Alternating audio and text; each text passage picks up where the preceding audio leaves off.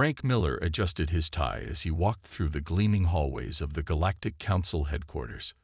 The massive structure floated in space, orbiting a neutral star that had been chosen millennia before humans even discovered fire. Frank had been Earth's ambassador to the Council for 3 years now, and he still found the architecture breathtaking. Sweeping arches of materials unknown to human science, gravity that shifted depending on which species sector you entered. Today, however, he wasn't here to admire alien architecture. His communication device had buzzed at what was Earth time 3:00 a.m. with an urgent summons from the Council's inner chamber. Unusual timing for a diplomatic meeting. "Ambassador Miller, they are ready for you," said his assistant, a young woman named Kelly Barnes who had joined his staff only 6 months ago. Her eyes were wide, her face pale. Clearly, rumors were already spreading. "Thank you, Kelly. Remember what I always say." She nodded. "Never show them you're impressed or scared." "Exactly." Frank squared his shoulders and walked through the doorway.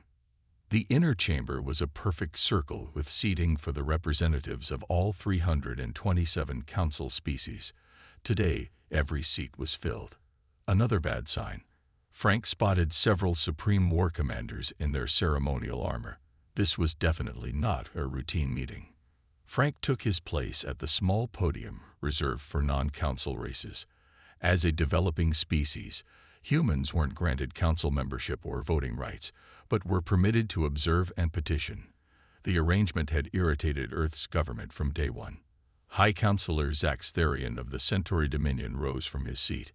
His blue-scaled skin caught the light as he moved, and the translator gem at Frank's ear hummed to life. "Ambassador of Earth, we have called you before the full council to deliver a formal declaration." Zax Therian's voice boomed across the chamber. "For the past solar cycle, your species has expanded into protected regions of space, established unauthorized mining operations on cataloged worlds, and refused to comply with council directives regarding technological development limitations." Frank kept his expression neutral. Earth had indeed been ignoring those directives, which would have crippled human advancement for centuries. "The Council has voted, Ambassador Miller." The vote was unanimous. Zax Therian paused dramatically. "The Galactic Council hereby declares a state of war against the United Earth Government and all its colonies." The chamber fell silent.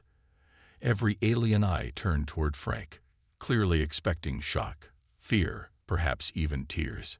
Humans were known for their emotional displays. Instead, Frank nodded slowly. "I see. May I ask what specific council laws Earth has violated that warrant this declaration?" The question seemed to surprise Zax Therian. "You have settled on 19 worlds marked as developmentally protected. You have mined resources from asteroids cataloged for preservation. Your artificial intelligence research continues despite 3 formal warnings." Frank pulled out his tablet and made a few notes. "Thank you, High Counselor. The United Earth Government will want these specifics." "Do you understand what this declaration means, Ambassador?" asked Krulvox, the war commander of the Draconian fleet. "The combined might of over 300 species will be directed against your homeworld and colonies." Frank looked up from his notes. "I understand the Council's position, War Commander. I request the standard 3 galactic days to relay this message to my government and return with their response." The council members exchanged glances. This was not the reaction they had anticipated. "Granted," Zax Therian said finally. "Return in 3 days with your species' surrender terms." Frank collected the formal declaration, an actual physical document on shimmering metallic paper, and tucked it into his briefcase. "Thank you for your time, counselors." As he turned to leave, Frank heard whispers ripple through the chamber. The humans were supposed to beg for mercy, not take notes, and ask for clarification. Back in the Earth Embassy section, Kelly rushed up to him. "Is it true? Are they really declaring war?" Frank handed her the declaration. "Send this to Earth immediately, highest priority. Then get me Admiral Chen from the Jupiter Defense Station." "What are we going to do?" Kelly asked, her voice barely above a whisper. Frank allowed himself a small smile. What humans always do when backed into a corner, Kelly. Surprise everyone. 3 days after the Council's declaration, the United Earth government held an emergency session in the Grand Assembly Hall in New Geneva. Representatives from all Earth nations and colony worlds filled the circular chamber. The mood was tense but controlled. No panic, just focus. President Samantha Powell stood at the central podium. Her gray hair was pulled back in a simple bun, her blue uniform crisp and unadorned, except for a small pin showing Earth and its moon. Before becoming president, she had been an astronaut who commanded the first manned mission to Mars. Crisis management was in her blood. The Galactic Council has formally declared war on humanity, she said, her voice clear and steady. The room remained silent. This wasn't news to anyone present. They had all received the briefing materials hours ago. Ambassador Miller has returned from the Council headquarters with their full declaration, she continued. General Brooks will now present our assessment of the situation. General Alan Brooks stepped forward. He was a tall man with dark skin and a neatly trimmed beard peppered with gray. The holographic display behind him came to life, showing images of various alien ships and weapons. For the past 5 years, we've been gathering intelligence on Council military capabilities, Brooks explained. What we found is surprising. Despite controlling over 300 species and thousands of worlds, their military technology has stagnated. The display shifted to show comparative analysis charts. The representatives leaned forward in their seats. The Council hasn't fought a real war in over 2,000 years.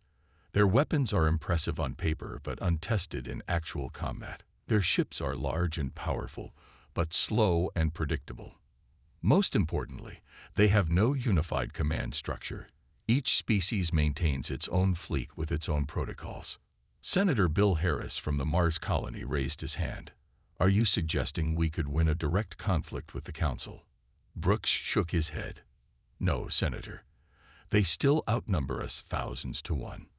But we don't need to win a direct conflict. We don't even need to fight one. President Powell took control of the display. New images appeared, trade routes, communication networks, resource dependencies between Council worlds. The Council expects us to either surrender immediately or fight a conventional war we cannot win, she said. We will do neither. Our response will be more human. She nodded to Jane Foster, the Secretary of Commerce, who stepped forward. The Council may have declared war, but individual alien species still want our goods, Secretary Foster explained, especially coffee, chocolate, and our entertainment broadcasts. We've already received back-channel communications from 12 Council races asking if trade will continue despite the declaration. The room filled with knowing smiles. Our first move will not be military, President Powell continued. We will increase trade, expand cultural exchanges, and accelerate our information-sharing programs with friendly alien species. Let the Council try to wage war while their member races are becoming economically dependent on us. Ambassador Miller, sitting in the front row, stood up. The Council expects me to return with our surrender terms. What message should I bring instead? The President smiled. Tell them we acknowledge their declaration and will defend ourselves if necessary. That's all. No threats, no counter-declarations, no drama. Then immediately offer to discuss continued trade agreements with any individual Council members who are interested. Defense Minister Carol Wright raised a concern. We should still prepare our fleets. The Council may attempt to force the issue with military action. Already underway, General Brooks confirmed. All colony worlds are implementing defensive measures, and our fleet is moving to strategic positions. But again, our goal is to make actual fighting unnecessary. The vote was quick and unanimous. Earth would not surrender, would not escalate, but would also not show fear. Humanity would respond to the Council's declaration of war in a uniquely human way, by barely acknowledging it while continuing to advance their own agenda. As the session ended, Ambassador Miller approached President Powell. You know they won't understand this approach, he said. They expect either surrender or defiance. The president smiled. Exactly. And while they're trying to figure out why we're not following their script, we'll be changing the rules of the game. 2 weeks after Earth's response, the first Council Armada arrived at the edge of the Sol system. 50 warships, each bigger than the largest human vessel, dropped out of faster-than-light travel near Neptune's orbit. Their hulls gleamed with strange metals unknown to human science. Weapon ports lined their sides, all closed but clearly ready. On the bridge of the Earth defense ship Relentless, Captain Diane Foster watched the tactical display with calm interest. Her ship was the only human vessel visible to the Council forces. Small and sleek, the Relentless looked like a minnow facing 50 sharks. "All systems normal, Captain," reported Jack Wilson, her first officer. "Our shields are up, but weapons are powered down as ordered." Diane nodded. "Open a communication channel to the Lid Council ship." The main screen flickered to life, showing an alien with purple skin and 4 eyes. The translator identified him as Fleet Commander Krell of the Vesteri Imperium. "Human vessel," the alien said, his voice deep and rumbling even through the translator. "This is Council War Fleet Alpha. You are outnumbered and outgunned. Surrender your system immediately or face destruction." Diane smiled politely. "Fleet Commander Krell, I am Captain Diane Foster of the Earth defense ship Relentless. I am not here to fight or surrender. My ship is merely an observation platform." The alien blinked all 4 eyes in what the crew recognized as confusion. "Observation. You face the might of the Galactic Council, and you send a single vessel to observe." "That's correct," Diane replied. "We acknowledge your presence in our system and are simply here to monitor your activities. Would you care to share your intentions today?" The Council commander seemed at a loss for words. This clearly wasn't in his battle plan. Behind him, other aliens could be seen conferring urgently. Meanwhile, on the Relentless, Sensors Officer Sam Green quietly worked his console. The automated defense platforms, hidden throughout Neptune's rings, were actively scanning the alien ships, gathering crucial data on their shield frequencies, weapon signatures, and hull compositions. All this information streamed back to Earth through quantum channels the Council couldn't detect. After what seemed like a full minute of confused silence, Commander Krell spoke again. "Where is your defense fleet? Where are your weapons?"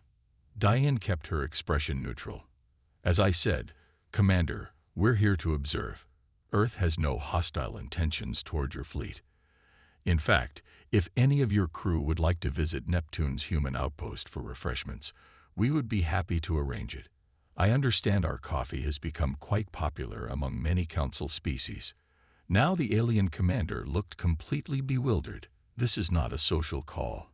We are here as the vanguard of war." "I understand that's your position," Diane replied calmly. "Our position is that 50 ships are hardly enough to threaten a system of 9 planets with hundreds of moons and thousands of orbital installations, so we thought perhaps you might be here for diplomacy instead." On the Relentless, Jack whispered, "The defense platforms have completed their scans, Captain." Diane nodded slightly. "Commander Krell, since you seem uncertain about your next move, may I suggest you consult with your superiors? The Neptune Gateway Station can provide your crew with supplies while you wait. I particularly recommend trying the ice cream. It's made with real vanilla from Earth." The alien commander stared at the human captain for several long seconds. Finally, he growled something the translator didn't catch and cut the communication. "They're holding position, Captain," reported Lisa Chen at the navigation station. "No signs of weapon activation." Diane leaned back in her chair. "Send the scan data to Earth Military Command. Then open a channel to Neptune Gateway Station and ask them to prepare welcome packages for potential Council visitors. Include coffee, chocolate, and entertainment samples." "Do you really think they'll accept?" Jack asked incredulously. Diane smiled. "Perhaps not today.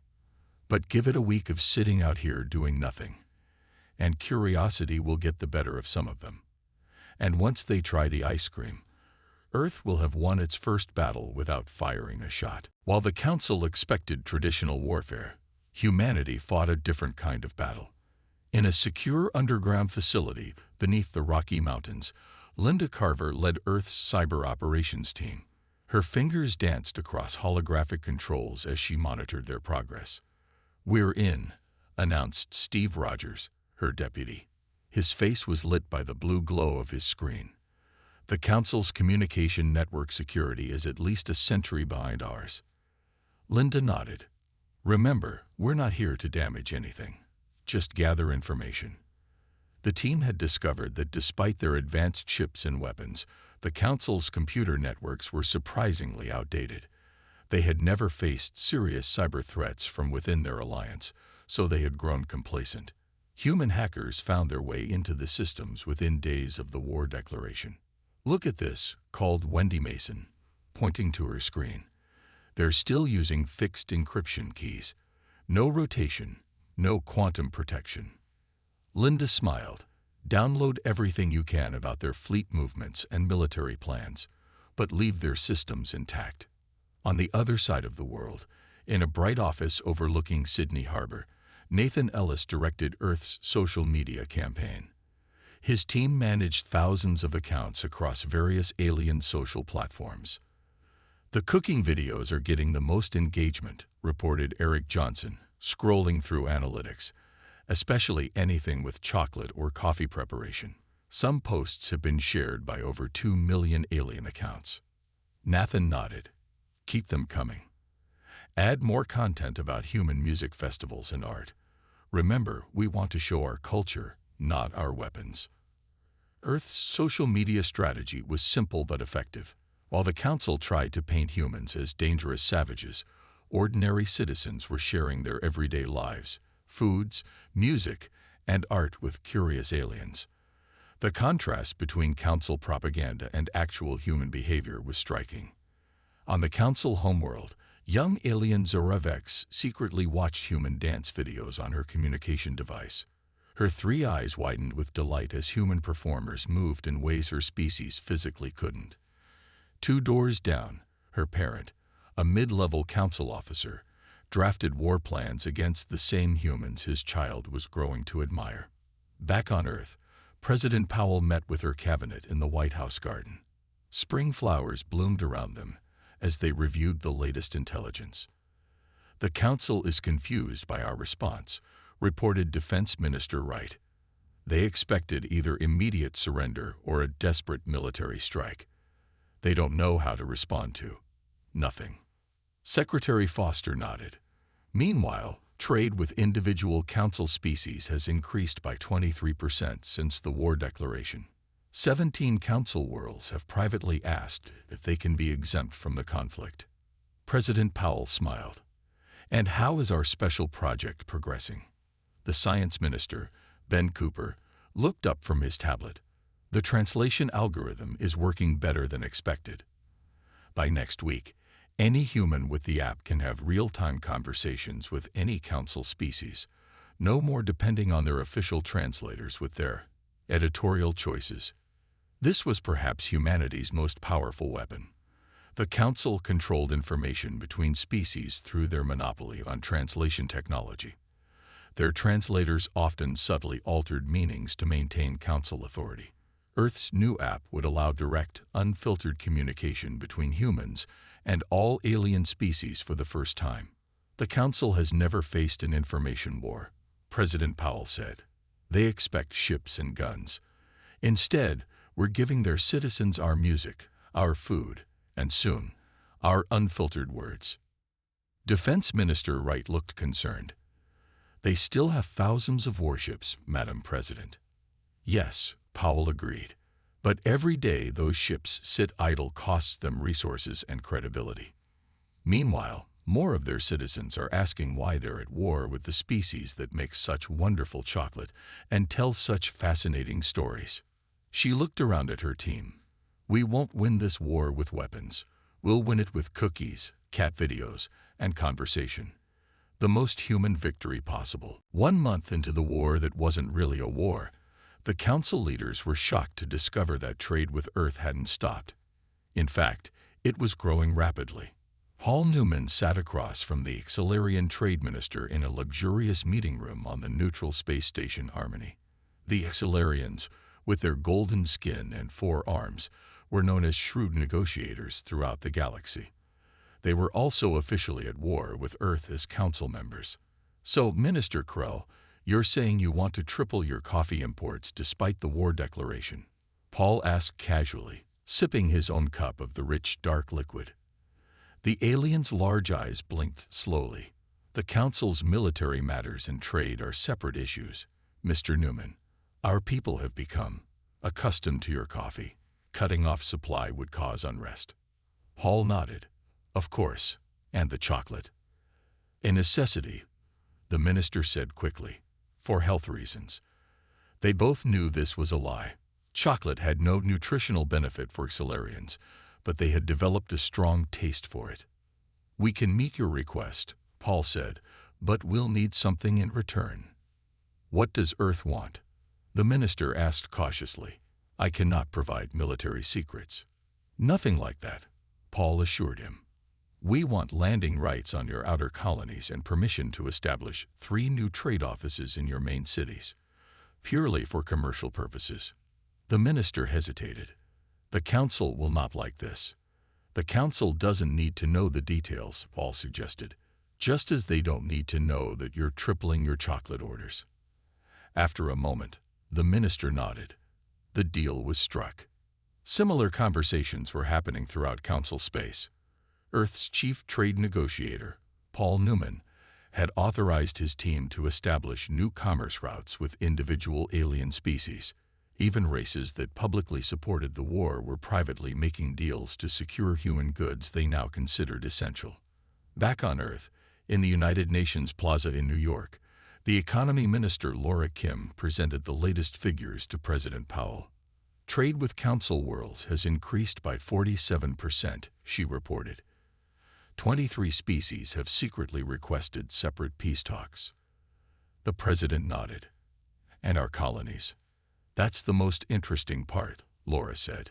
"Despite the war declaration, we've established 7 new outposts in the disputed regions.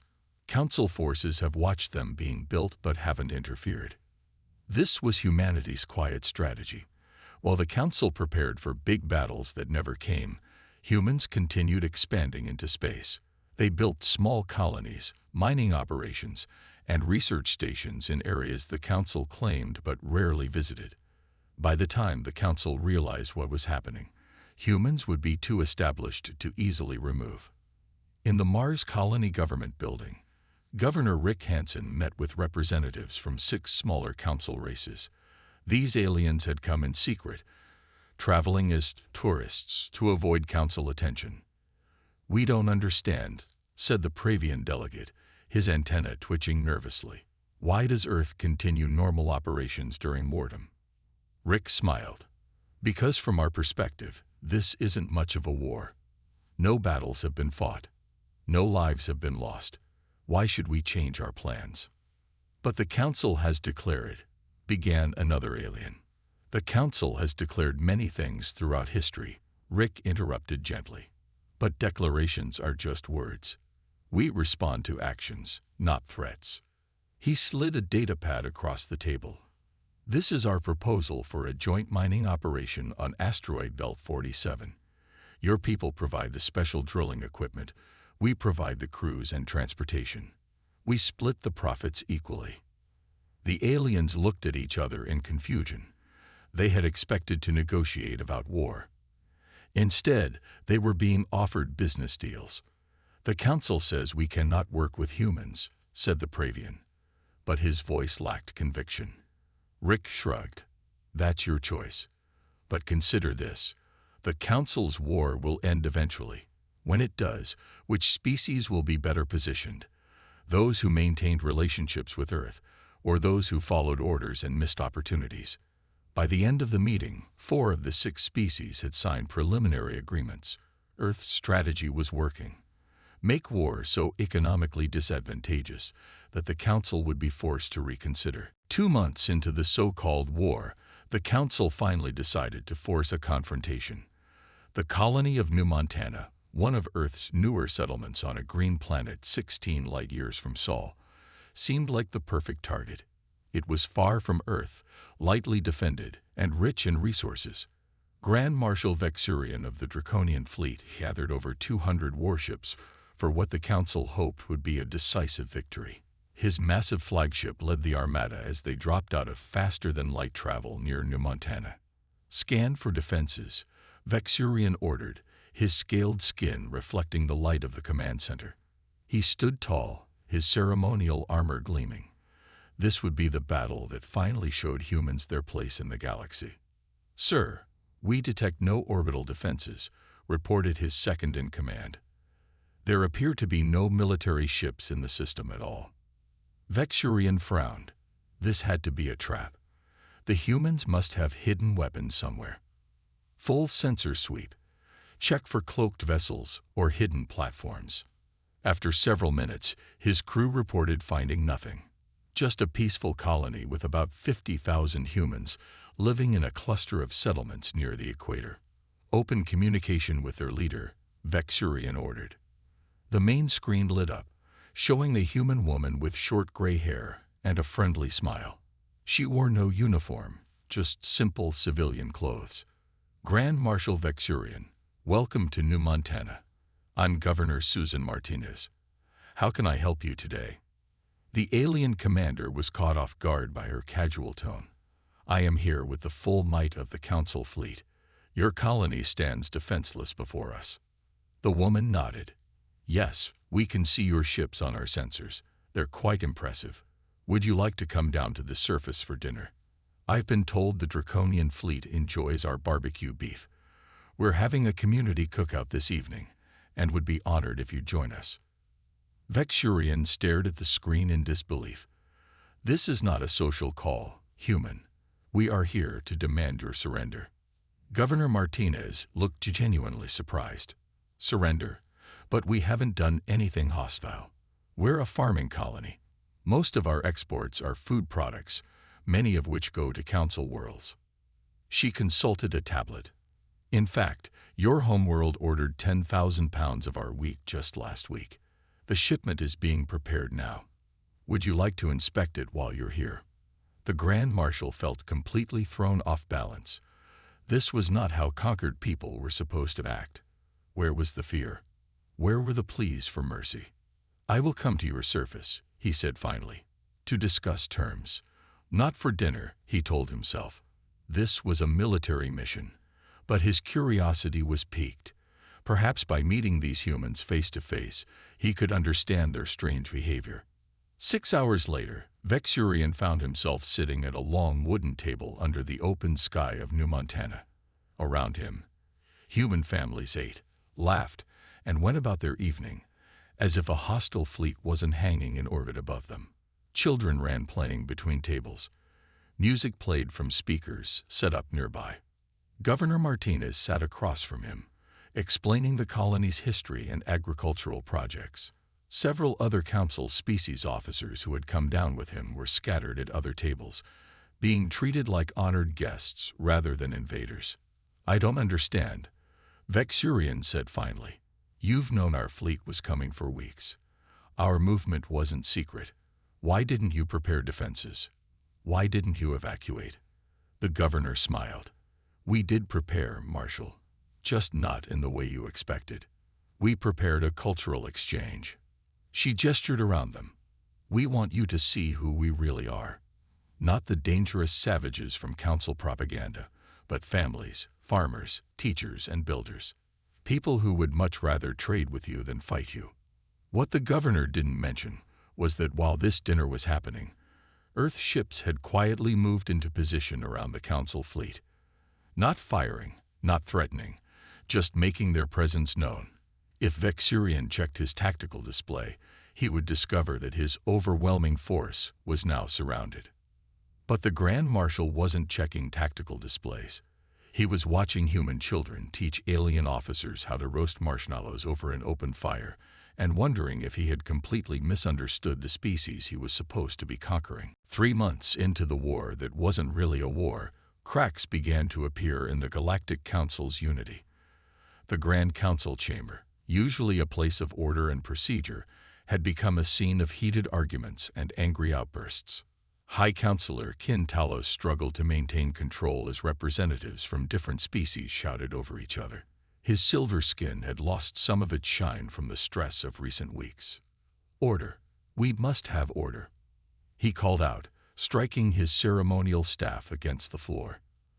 The room gradually quieted, but the tension remained thick in the air. The Xilarian Confederation formally withdraws from the war effort, announced their representative, standing tall on 4 legs. "We find no justification for continued hostilities with Earth." "Cowards," hissed the draconian delegate. "You simply cannot give up your precious human chocolate." The Xilarian's skin flushed gold with anger. "Our decision is based on principle, not commerce. The humans have shown no aggression toward Council worlds. They invade protected space," countered another delegate. "They share their knowledge freely," responded yet another. More voices joined the argument until Kin Talos was forced to call for order again. "The Pravian Alliance also withdraws from the conflict," announced their speaker once silence returned. "And we propose a formal peace conference." By the end of the session, 17 species had officially withdrawn from the war. 12 more declared neutrality. The once unified council was splintering over what many now called the human question. On Earth, in a modest office overlooking Central Park, Joe Russell reviewed the latest intelligence reports. 3 months ago, he had been an unknown diplomat working on minor trade agreements. Now, as Earth's newly appointed special envoy for Council relations, he found himself at the center of a galactic power shift. Joe was not what most aliens expected in a human diplomat. He was quiet, thoughtful, and remarkably ordinary-looking. But he understood people, human and alien alike, and saw opportunities where others saw only threats. "The Council is fracturing faster than we anticipated," noted his assistant, Emma Daniels, as she brought him a fresh cup of coffee. Joe nodded. It was never designed to handle internal disagreement. 3,000 years of consensus has left them without tools for resolving real conflicts. He picked up a data pad showing the latest proposal his team had developed. It was bold, perhaps too bold, but the timing felt right. "Send the message to the reform-minded council members," he decided. "It's time to offer them a way forward." The message contained a simple but revolutionary idea: restructure the Galactic Council into a more equal body where all species, including humans, would have genuine representation. No more advanced and developing distinctions. No more rules created by a few enforced upon many. Meanwhile, aboard the Council diplomatic vessel Unity, Grand Marshal Vexurian met secretly with representatives from 30 Council worlds. His visit to New Montana had changed him. The marshmallows had helped, but it was watching human children play with alien visitors that truly shifted his perspective. "I have commanded fleets for 200 years, he told the gathered delegates. "I have seen what the humans could have done if they chose violence. They had us surrounded at New Montana. They could have attacked and claimed self-defense. Instead, they invited us to dinner." "What are you suggesting, Marshal?" asked a Centauri representative. "I am suggesting that perhaps, for the first time in Council history, we have misunderstood a species entirely.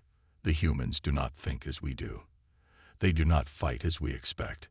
Perhaps they should not be judged by our traditional standards." On 7 different Council worlds, public protests broke out demanding an end to the unnecessary war. On dozens more, human entertainment, food, and cultural materials became symbols of quiet rebellion against Council authority. The message from Joe Russell arrived at the perfect moment, offering a path forward that many were already seeking. The war effort that had begun with unanimous Council support was collapsing from within. Back on Earth, President Powell received the news with quiet satisfaction. "We didn't need to win their war," she told her cabinet. "We just needed them to question why they were fighting it in the first place." 6 months after the war declaration, representatives from Earth and the Galactic Council gathered at the Armstrong base on Earth's moon. The meeting place was symbolic.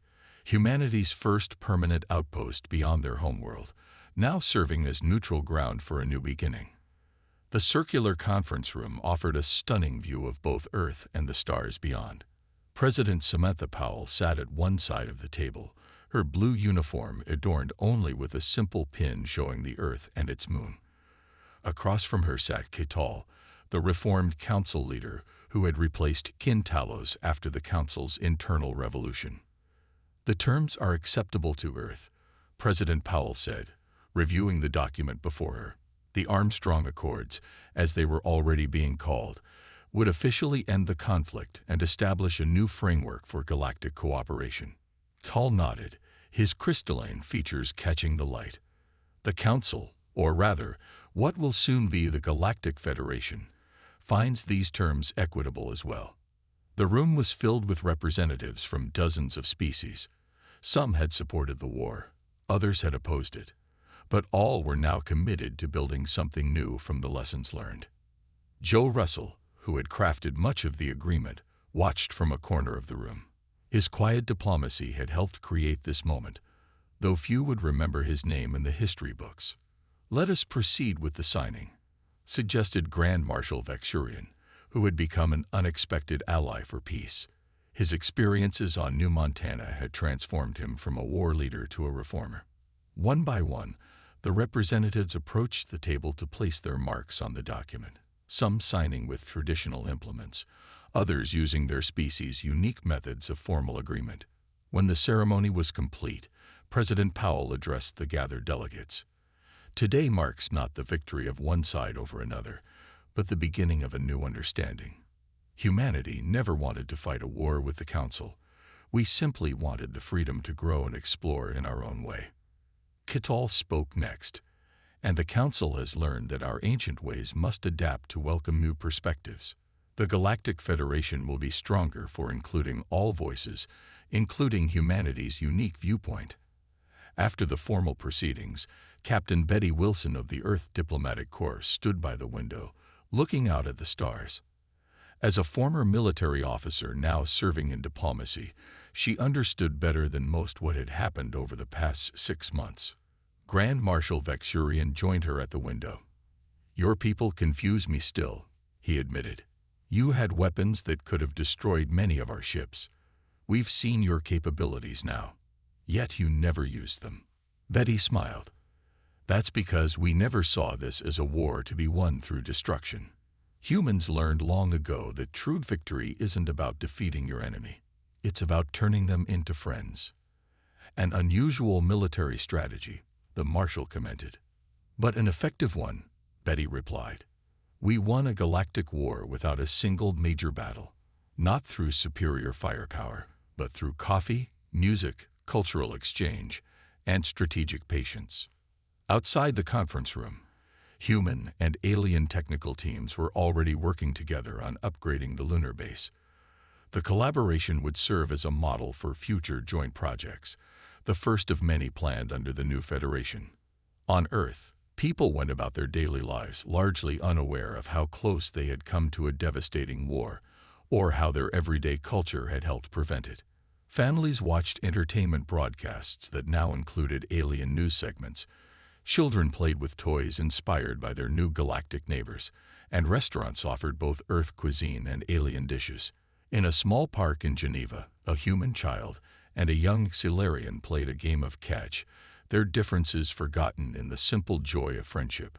Overhead, the first joint human-alien engineering team departed for Mars, where they would begin construction on a massive new project that would benefit all species, a galactic transportation hub that would connect Earth more fully to the wider community of worlds. As the sun set on the first day of peace, humanity looked to the stars not with fear or concern, but with curiosity and hope. The war that barely was had ended. The future that could be was just beginning.